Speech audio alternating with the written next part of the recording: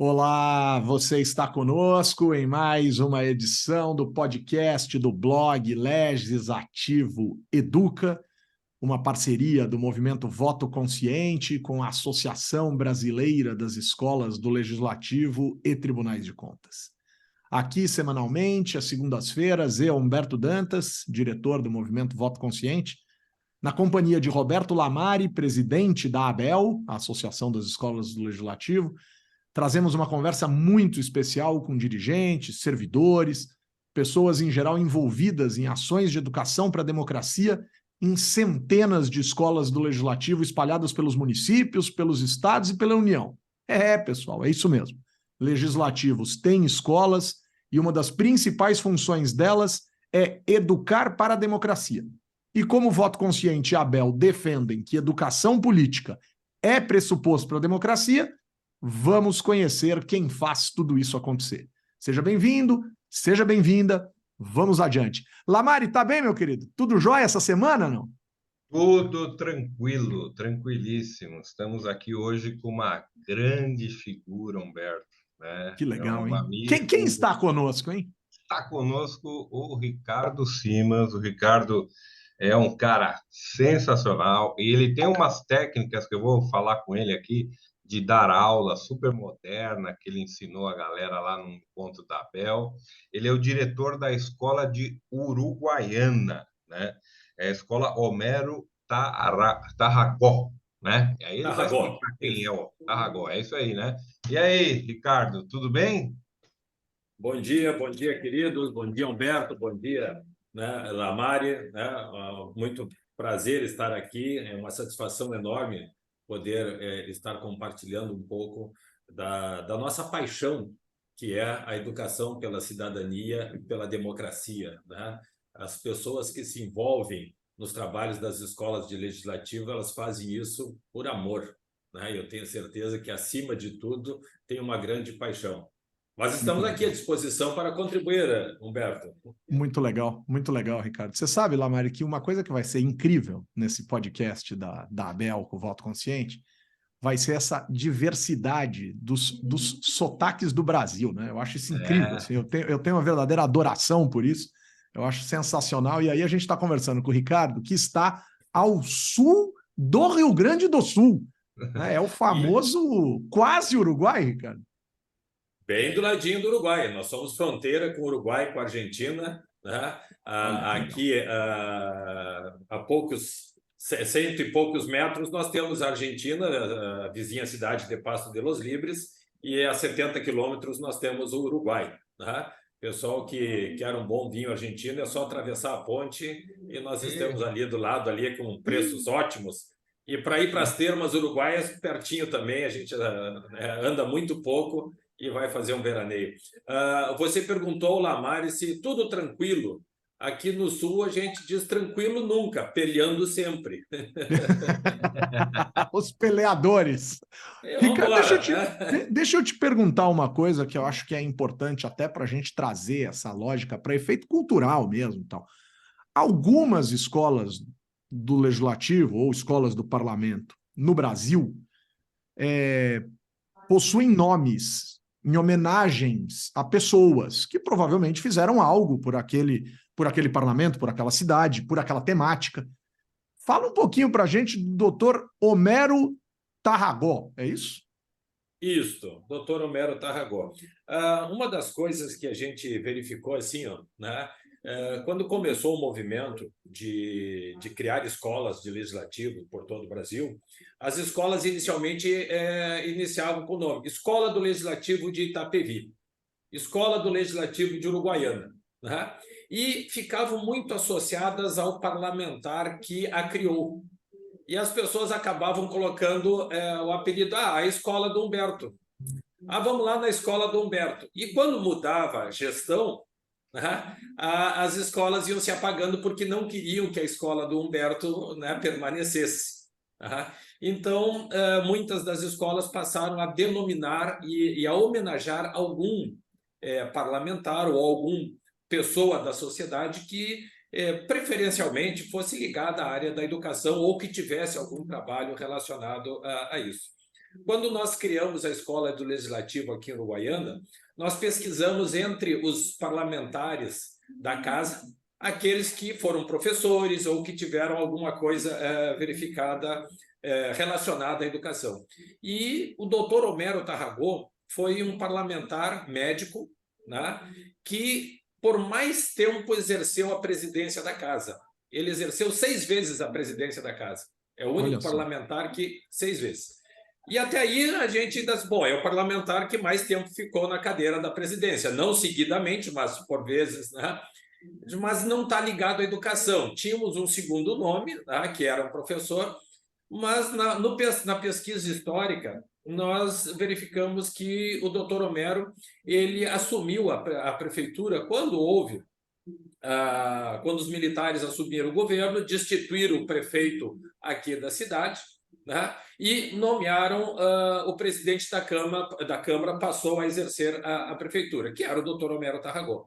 Né? E ele, na sua exercício de prefeitura, ele criou 2 escolas, né? E batalhou muito para que essas escolas funcionassem, né? E existisse, e trabalhasse, e que e apoiou muito a educação. Pronto, fechou. O vereador que mais tempo esteve na presidência e ainda teve uma preocupação com a educação. Um fato histórico interessante é que o doutor Homero Tarragó era oposição ao regime. E inusitado. E ainda assim ele foi mantido durante todo o período lá no governo em respeito ao homem ético, correto, né, trabalhador que ele era. Então isso tudo está no histórico dele e para nós foi muito bom tê-lo como nosso aqui, doutor Homero Tarragó, né, nosso patrono da Escola do Legislativo. Muito bom. O Ricardo, você é funcionário de carreira aí, né? Efetivo. Né? 28 anos tempo? de casa. 21 anos de casa. 28 ou 21? 28. 28, quase 30. Quase 30 anos. E quanto tempo tem a escola? A escola foi criada em 2017. Né? Então, nós completamos agora, em julho, 6 anos de Escola do Legislativo. No entanto, muitas das casas legislativas do Brasil, né, e até mesmo o Executivo e outros órgãos, já fazem esse trabalho de recepcionar escolas, alunos, grupos, pessoas e falar um pouco sobre o funcionamento. Daqui a pouco chega um grupo de estudantes, vem visitar e conhecer o Poder Legislativo e a gente acaba fazendo aquela palestra ou aquela recepção de forma muito simples, né? Então, isso já acontecia na Câmara e como eu, antes de entrar no serviço público, eu já licionava, eu sou professor há 34 anos, né? E sempre gostei de estar em contato com os estudantes, o presidente disse assim, Simas, chegou um colégio, recebe lá. Eu ia lá e recebia. E vai indo, disse, presidente, vamos criar uma escola, vamos institucionalizar esse trabalho que a gente já faz. Né? E aí fomos procurar a ABEL, fomos procurar outras escolas que existiam no Rio Grande do Sul para a gente ter esse conhecimento e criar a Escola do Legislativo. E isso serve, Lamar e Humberto, assim, como um alerta para aquelas casas que vão estar nos ouvindo e acompanhando esse podcast, que muitos irão assistir depois. Né? Se a sua Câmara ainda não tem, lembre-se, você já faz isso. Né? Você já tem estrutura para isso. Né? Então, é só institucionalizar, é só formalizar e a ABEL está à disposição para apoiar.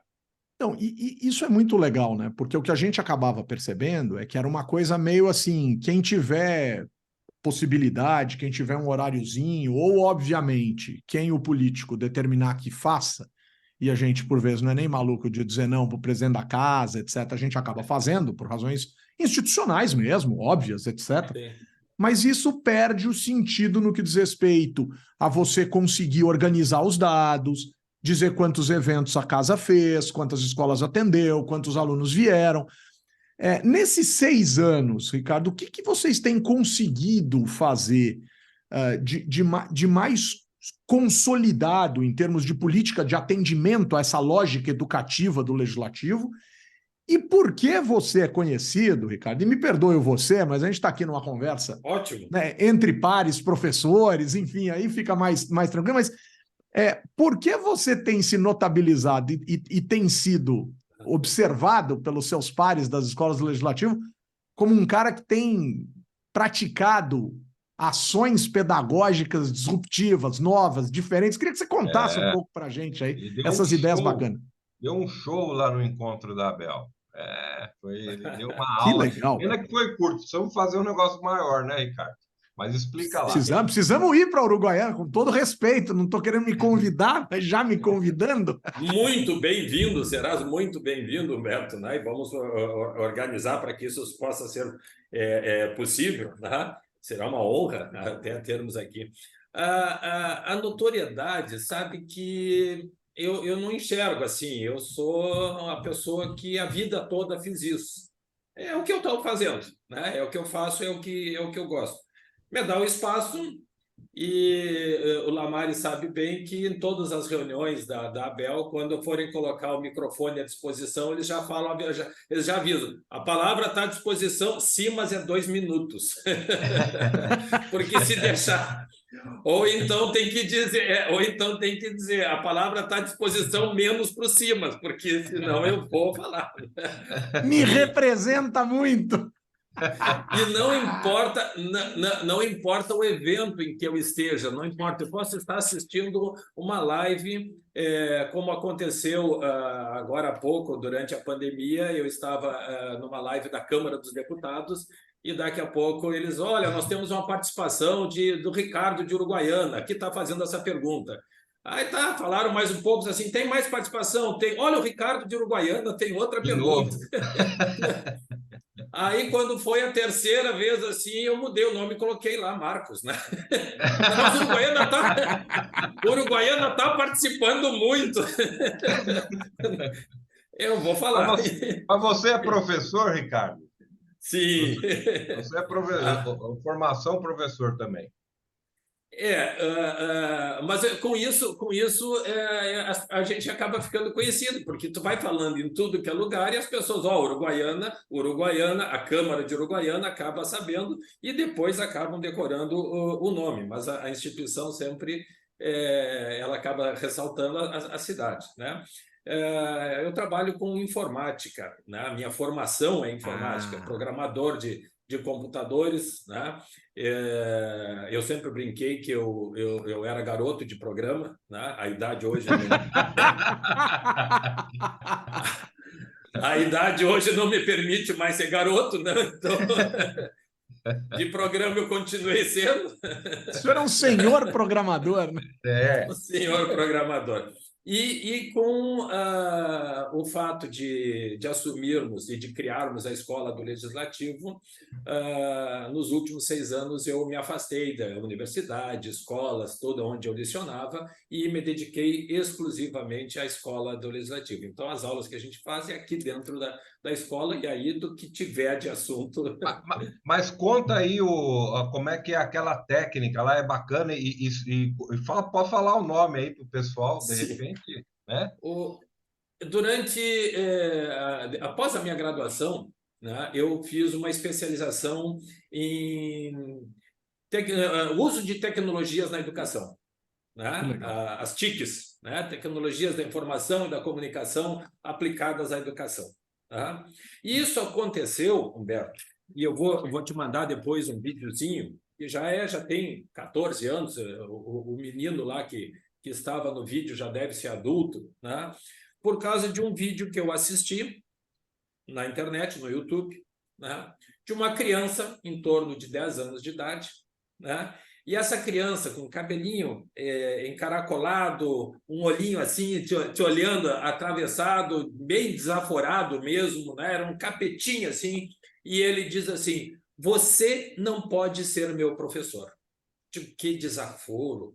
Sou o melhor professor que tem em Uruguaiana, minha didática é fantástica, as pessoas adoram minha aula, e vem esse pirralho dizer que eu não posso ser professor.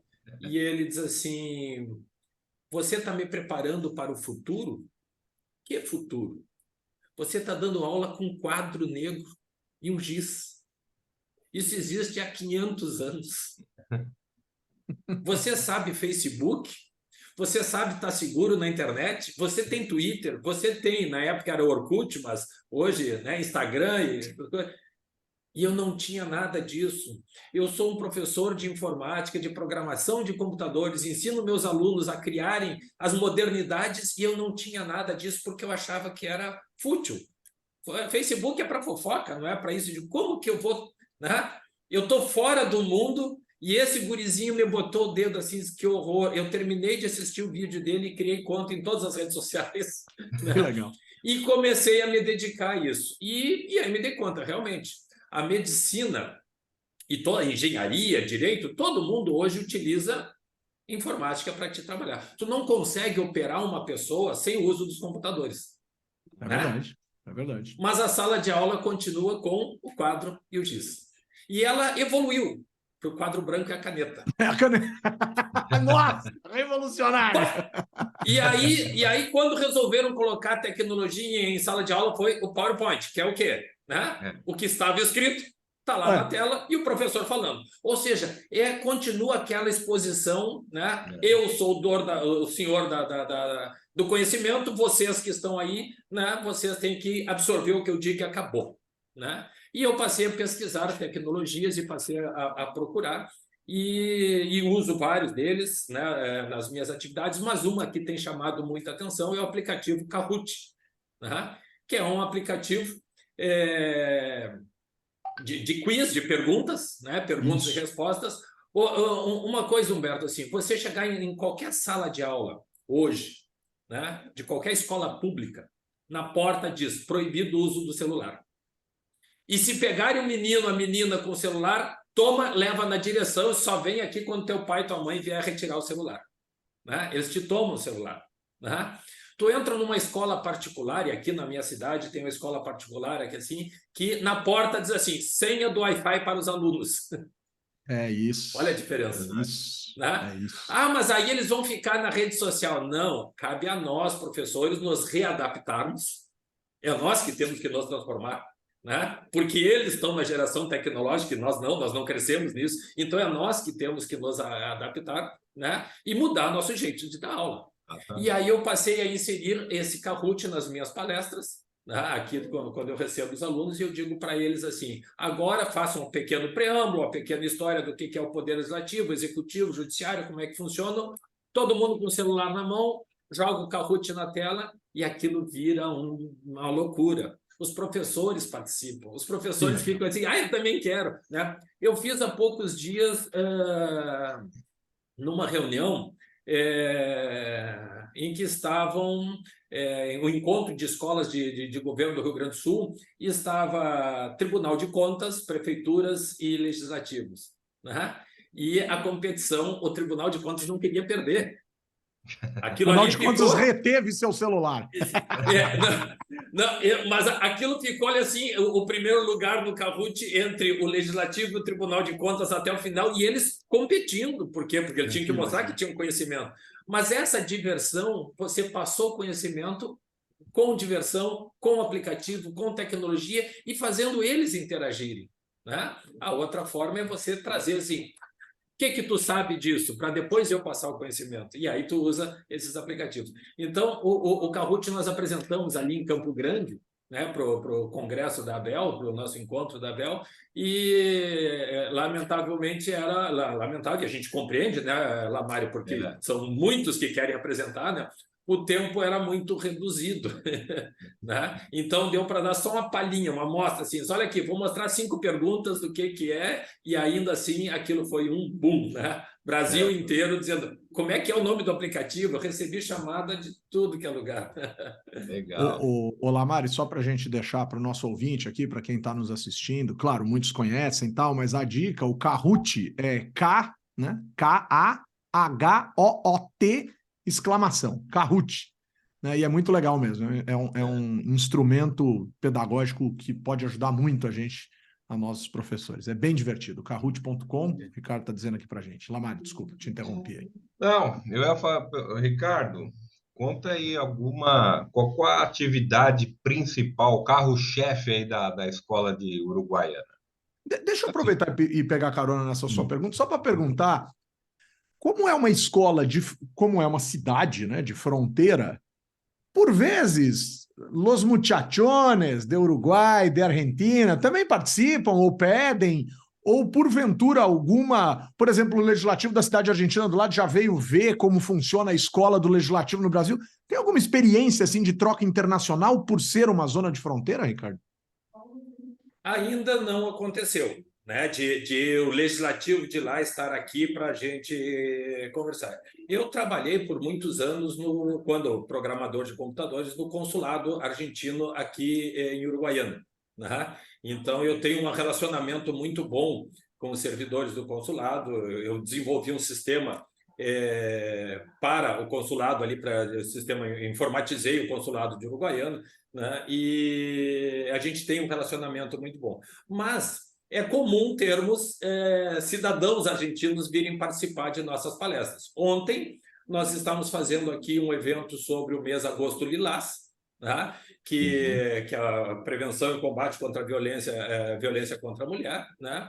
E, de repente, no meio do público, porque era uma roda de conversa, alguém pediu a palavra e salta uma senhora em espanhol, né? Pedindo informações porque ela queria saber que uma amiga dela estava sofrendo abusos e assédios, e só que ela estava aqui em Uruguaiana, o que ela fazia, que ela procurou a secretaria, não funcionava, coisa e tal, e a escola deu o encaminhamento correto, por ser uma pessoa de outro país, o encaminhamento é na Polícia Federal e não nos órgãos internos, né? E aí, por meio desse mecanismo, se ajeita tudo. Mas é muito comum. Nós temos um curso que faz muito sucesso aqui, assim, e também essa semana, né, uma senhora argentina ligou para casa: eu quero vaga no curso de vocês.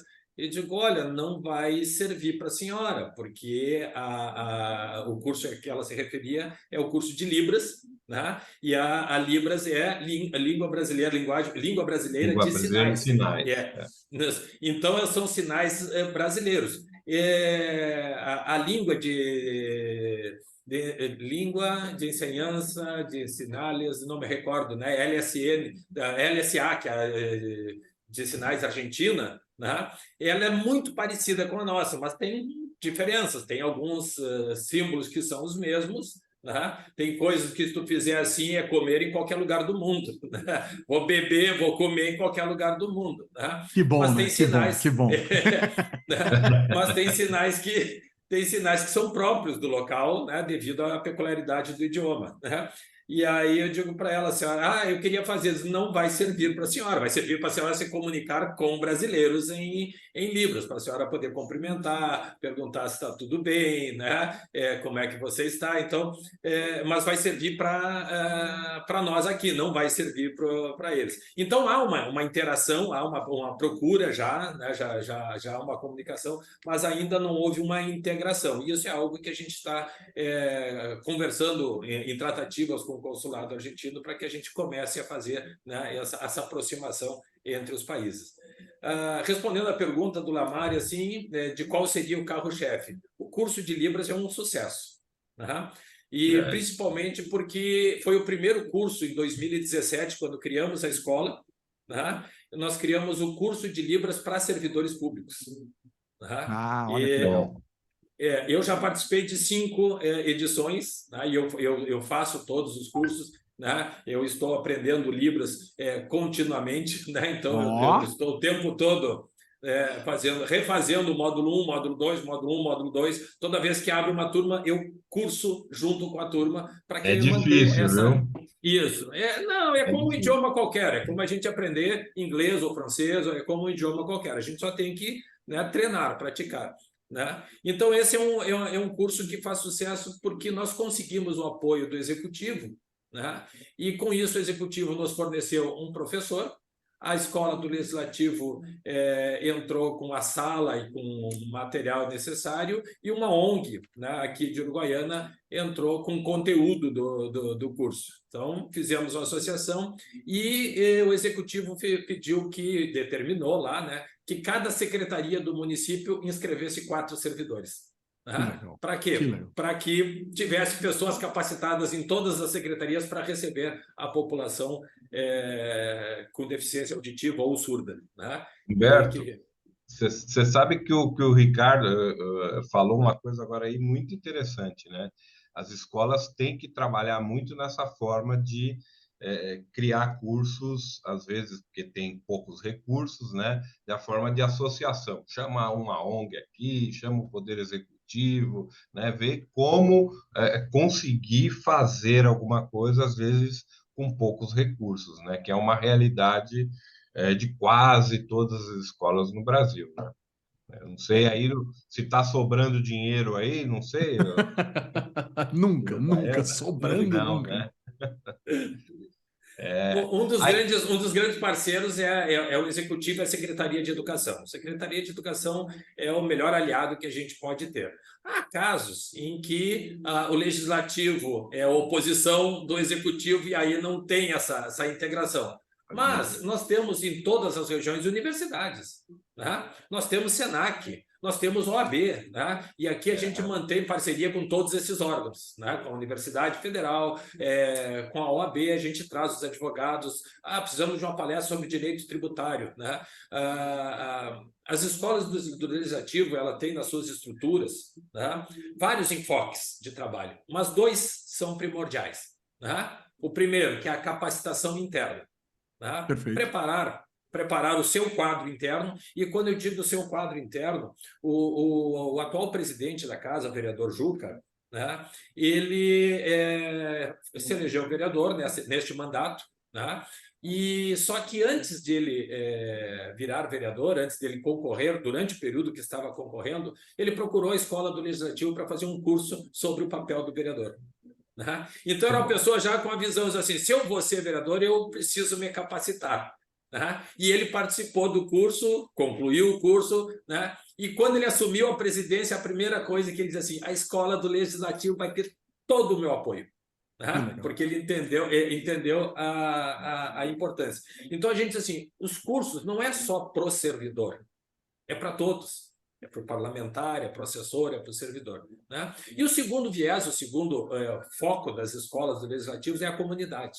Né? E aí, como o Humberto abriu, né, o podcast falando, né, de educação para a cidadania e para a democracia, é o maior papel. As câmaras, né, têm que estar com as portas abertas para o seu cidadão. Né? A Câmara é a casa do povo. Né? E se ela é a casa do povo, me diz, por que o povo não está aqui dentro? Como é que o povo tem uma casa que não visita? A casa é sua e ele não vai? Né? A Câmara é a casa do povo, ela tem que ser a casa do povo, ela deve ser a casa do povo, né? E para isso as escolas fazem esse papel fundamental, né? Que é de aproximação, de mostrar para a sociedade qual o real papel do vereador, que muita gente ainda acha que é pedir lâmpada, tapar buraco. Isso é secretário de obras, não é vereador. Né? Mas qual é o papel fiscalizatório, o papel legislativo? Né? Então, o que deve ser feito? Né? Mostrar para a comunidade e como a comunidade pode fiscalizar e participar desse processo. Isso é muito importante. Não, isso é essencial. Inclusive, o pessoal que está nos ouvindo, pessoal, pesquisem. Primeiro porque assim, eu tenho uma notícia incrível para dar para vocês que estão nos ouvindo. Parte expressiva, se não todas as atividades das escolas do parlamento espalhadas pelo Brasil são atividades. Claro que tem limite de sala, tem limite, às vezes tem um pré-requisito tal, mas normalmente são ações gratuitas de elevadíssimo nível de qualidade. Procurem, se na sua cidade não tem, né? Procure saber por que não. Procure. No seu estado, certamente terá. Os estados brasileiros têm, algumas mais ativas, outras menos. E no plano federal, as duas casas do Congresso têm escolas do Legislativo e muitas dessas casas promovem atividades online que você vai conseguir se inscrever e vai conseguir participar. E é esse o motivo principal do Legislativo Educa, né, nessa parceria da ABEL com o Voto Consciente, que é conscientizar as pessoas sobre este espaço de educação política tão importante. Você sabe, Ricardo, Roberto, que a incumbência vai ser minha mesmo, né? A gente está indo já aqui para o nosso 4º programa, né? E a incumbência vai ser minha, né? Eu que vou ter que botar ponto final, vou ter que dizer que fico triste porque a conversa está maravilhosa, mas batemos a meta temporal e é fácil, tem sido fácil com os nossos convidados, porque são pessoas incríveis. E aí, eu vou pedir uma coisa para cada um de vocês. Vou começar pelo Lamari, porque aí o Ricardo segue, né, o exemplo, mas Roberto Eduardo Lamari, me dá um abraço virtual? Vou dar um abraço hoje para Gabi, lá de Gabi. Marabá. A Gabi é lá da escola de Marabá. Aliás, nós vamos ter que chamar ela aqui algum dia no nosso podcast. A Ela Gabi, virá. nossa, ela faz um trabalho sensacional naquela escola e que merece todo o nosso aplauso. Ela certamente estará aqui, né? Ela é nossa diretora, o Ricardo é nosso diretor da região sul, né? E ela é a diretora da região norte. Olha só, hein? Que maravilha. Então, um abraço para Gabi. Ricardo Simas, me dá um abraço virtual. É tão difícil dizer um abraço virtual. Pode dar Eu 10. gostaria. Isso, Tem a eu esposa, hein? gostaria. Ó, Ricardo, tem a esposa, não vai esquecer dela. A esposa é uma grande companheira, uma grande parceira, a Ângela Rita, né? Que sem o apoio dela, eu saio a peregrinar aqui no Rio Grande do Sul e pego o meu carro e vou de câmara em câmara tentando criar novas escolas Não, e ela me agora deixa eu acompanha, só fazer levando um parênteses. chimarrão. O Ricardo tem que fazer um parênteses. E ela tem uma memória, porque quando eu e o Ricardo esquecemos da coisa, o Ricardo pergunta para ela e ela que lembra das questões das escolas. Ela tem um foco muito bom, né? Assim, se eu escutei uma vez, eu vou lembrar. Isso me ajuda um monte, né? Porque a gente assume muitas coisas.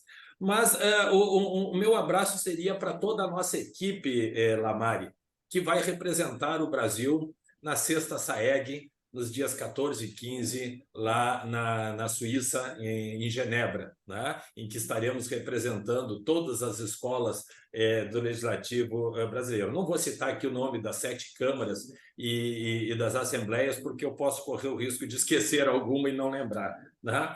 Mas eu vou destacar que assim a Raquel, né, lá do Acre, né, que a gente tem conversado muito, e a Manu, de Pouso Alegre, né? Meu abraço especial para essas duas meninas que a gente tem conversado muito, e de maneira muito fraterna para Maria Carolina de Novo Hamburgo, que foi a pessoa com quem eu, em 2016, visitei para criar a escola de Uruguaiana. A Maria Carolina me recebeu, ela é praticamente a madrinha da escola do Legislativo de Uruguaiana. Ela está lá na escola do Legislativo de Novo Hamburgo há um ano mais que Uruguaiana. Então, meu fraterno abraço, né, para essas pessoas que eu gostaria de não ter que citar nomes, porque são muitos, sim, mas a Carol é minha madrinha.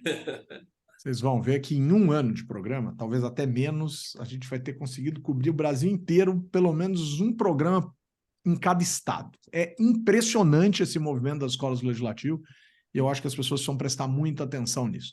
Eu vou deixar o meu abraço para o pessoal da Câmara Municipal de Curitiba, em especial para a vereadora Indiara e para o vereador Nori, que me receberam lá recentemente. Servidores também me receberam, outros colegas deles, enfim, mas eles dois foram os mais responsáveis por eu estar lá, né? Eu fui para lá no fim do mês passado, tive a oportunidade de bater um papo ali com o pessoal. Então, um grande abraço para a galera da Câmara Municipal de Curitiba. Bom, com o apoio da Abel e do Movimento Voto Consciente, colocamos ponto final em mais um episódio das segundas-feiras do podcast do blog Legislativo Educa, que traz questões essenciais da educação política a partir das ações estratégicas das escolas do parlamento espalhadas pelo Brasil. Forte abraço, Lamari. Muito bom estar com você mais uma vez aqui. Grande abraço, Ricardo. Ricardo, fortíssimo abraço. Obrigado. Uma alegria poder estar conectado aí com o sul do nosso país. Obrigado pela oportunidade, e vocês viram que até para dar um abraço eu falo 5 minutos. Sensacional, por isso que me representa. Um abraço, obrigado pela oportunidade, obrigado, Lamário, obrigado, Humberto. Até uma próxima oportunidade. Ricardo. Boa. Sensacional.